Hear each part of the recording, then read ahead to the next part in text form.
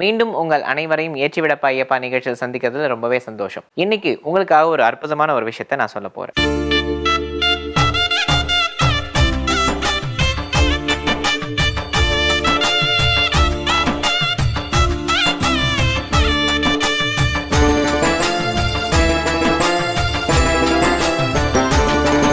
சபரிமலைக்கு பாத யாத்திரையா செல்லக்கூடிய பக்தர்கள் இந்த மேற்கு தொடர்ச்சி மலையில அமைந்திருக்கக்கூடிய இந்த சபரிமலைக்கு 3 பாதைகள் வழியாக பாத யாத்திரையா செல்றாங்க. அதுல எரிமேலி வழியாக போகக்கூடிய அந்த பாதை தான் ரொம்பவே பழமையான ஒரு பாதையா அமைஞ்சிருக்கு. பழங்காலத்திலிருந்து எரிமேலி வழியாக போகக்கூடிய ஒரு வழக்கம் தான் இன்றளவும் பயன்படுத்தப்பட்டு வருகிறது.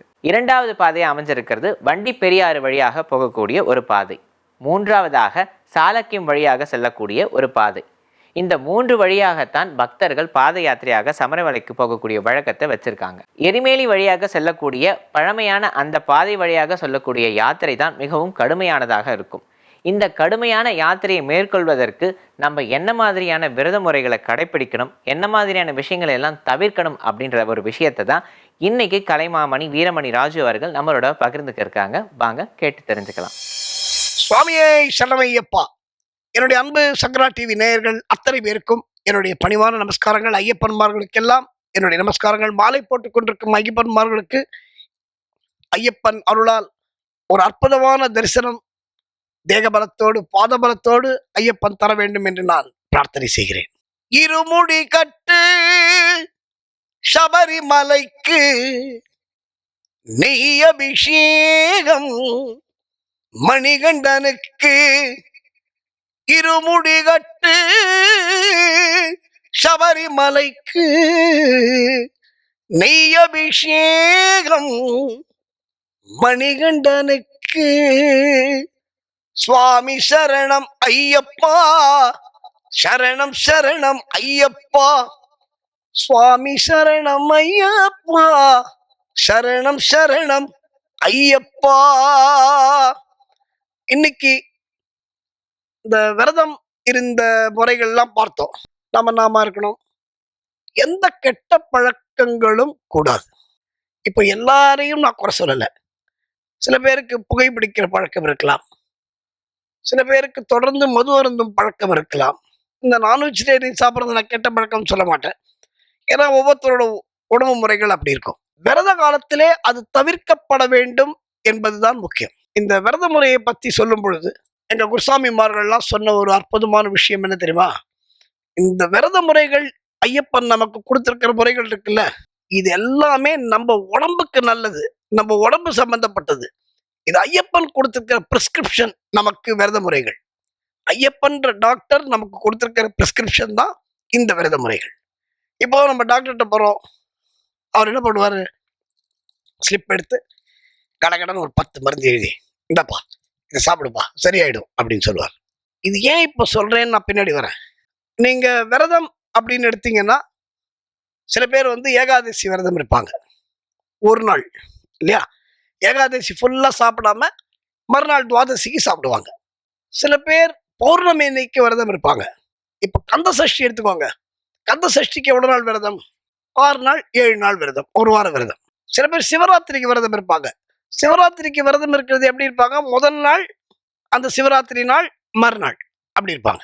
இப்போ அம்மன் விரதம் என்று எடுத்துக்கொண்டால் ஆடி மாசம் லேடிஸ்லாம் சில வீட்டில் ரொம்ப ஸ்ட்ரிக்டா இருக்கணும் அப்படின்னா செவ்வாய்க்கிழமை, வெள்ளிக்கிழமை, ஞாயிற்றுக்கிழமை விரதம் இருப்பாங்க. புரட்டாசி மாசம் என்று எடுத்துக்கொண்டால் புரட்டாசி மாசத்துல பெருமாளுக்காக, கோவிந்தனுக்காக ஒரு சில பேர் சனிக்கிழமை இருப்பாங்க, சில பேர் ஏதாவது ஒரு சனிக்கிழமை இருப்பாங்க. இதே மாதிரி இப்போ பிள்ளையார் விரதம் அப்படின்னு எடுத்தீங்கன்னா சங்கடஹர சதுர்த்தி அன்னைக்கு ஒரு நாள் விரதம் இருப்பாங்க. ஏன் நான் சொல்றேன் அப்படின்னா, ஐயப்பனுடைய விரதம் மட்டும் 41 நாள், 42 நாள், இல்லை 48 நாள் ஒரு மண்டல விரதம் அப்படின்னு சொல்லுவாங்க. மண்டல விரதம், மணிகண்டன் விரதம், தொண்டர்கள் விரதம், திருவடி சரணம், மண்டல விரதம், அந்த மணிகண்டன் விரதம். இப்போ நம்ம விரதம் இருக்கிறது நம்ம ஐயப்பனுக்காக மட்டுமல்ல, நம்முடைய உடம்பை சுத்தப்படுத்திக் கொள்வதற்காக. உடம்பை மட்டுமல்ல, அகத்தூய்மை, புற தூய்மை எல்லாமே இந்த விரதத்துல கிடைக்கும் என்பது நிச்சயம், நம்ம ஒழுங்கா இருந்தோம்னா. இப்போ 48 நாள் ஐயப்பனுக்கு ஒரு மண்டல விரதம். இப்போ ஆயுர்வேத டாக்டர்லாம் பார்த்தீங்கன்னா, ஒரு மண்டலம் இந்த மருந்தை சாப்பிடுன்னு கொடுப்பான். அது என்ன மருந்து தெரியுமா கொடுப்பான்? பார்த்தா ஒரு சின்ன மிட்டாய் மாதிரி இருக்கும். ஒரு வெள்ளை கலர் மிட்டாய். இந்த ஆயுர்வேதத்துக்கு போனவங்களுக்குலாம் தெரிஞ்சிருக்கும். ஒரு சின்ன மிட்டாய். நீங்க அலோபதி போனீங்கன்னா, டாக்டர் வந்து என்ன பண்ணுவார், சார் எனக்கு இந்த முட்டி வலிக்குது அப்படின்னா, ஒரு ஆன்டிபயாட்டிக் எழுதி கொடுத்து, இதை ஒரு 6 நாள் கோர்ஸ் போடு அப்படின்னு சொல்லுவார்.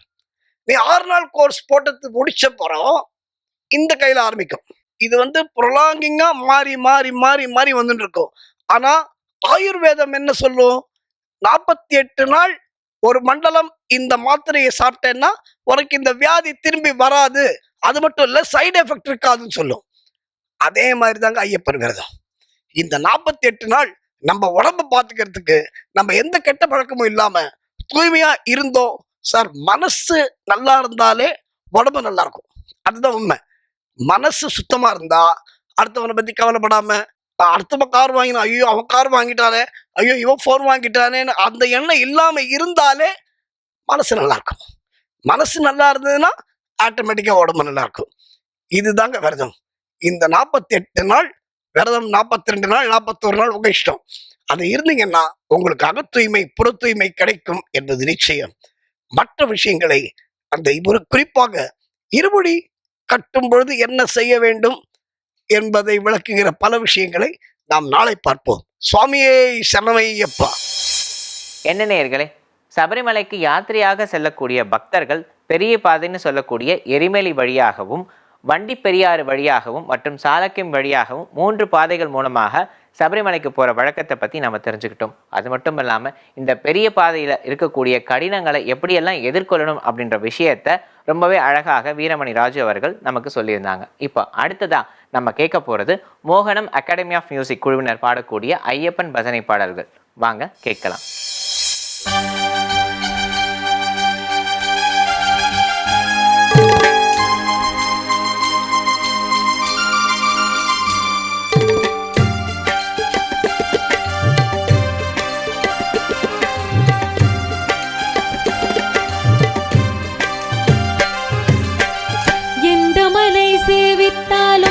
தங்கமலை வைபோகம் எங்கேயும் நான் கண்டதில்லையே ஐயப்பா, எங்கேயும் நான் கண்டதில்லையே.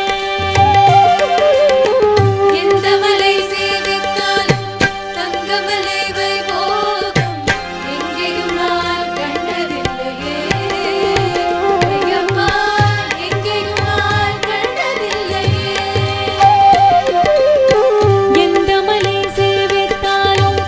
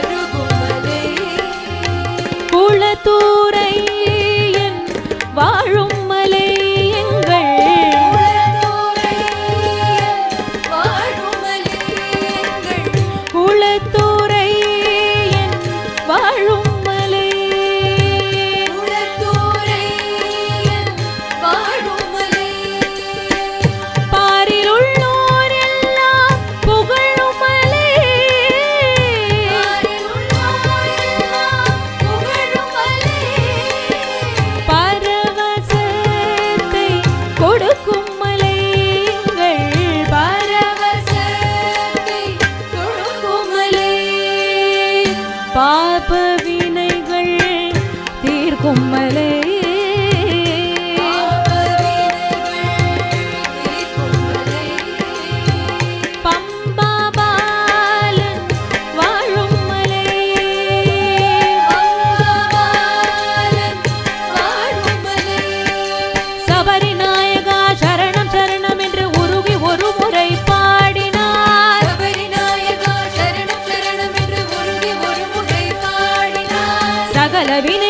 சகல பிணிகளும் சகல குறைகளும் அகலுமா சகல பிணிகளும் சகல பிணிகளும் சகல குறைகளும் அகலுமா மரகஜானனா குஹ சகோதர வருக வருக என வாழ்த்தினார் மரகஜானனா குஹ சகோதர வருக வருக என வாழ்த்தினார் மனமகிழ்ந்து முன் வந்து நின்றருள் தந்து நேர்வழி காட்டுமார் மனமகிழ்ந்து முன் வந்து நின்றருள் தந்து நேர்வழி சுவாமியே சரணம் சரணம் பொன்னையப்பா சரணம் சரணம் ஐயப்பா சுவாமியே சரணம் சரணம் பொன்னையப்பா சரணம் சரணம் ஐயப்பா சுவாமியே சரணம் சரணம் பொன்னையப்பா சரணம் சரணம் ஐயப்பா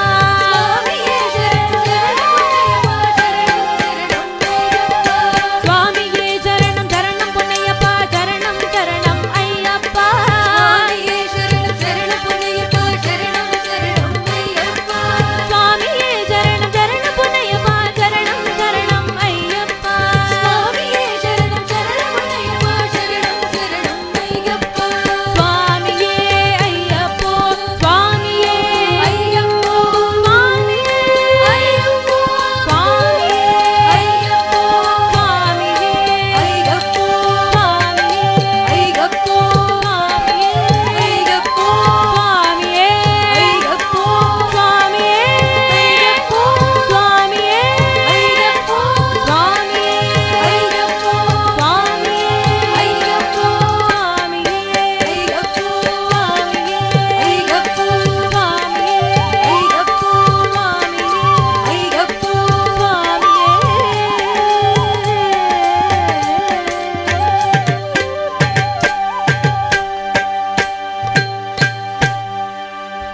சுவாமியே சரணமையப்பா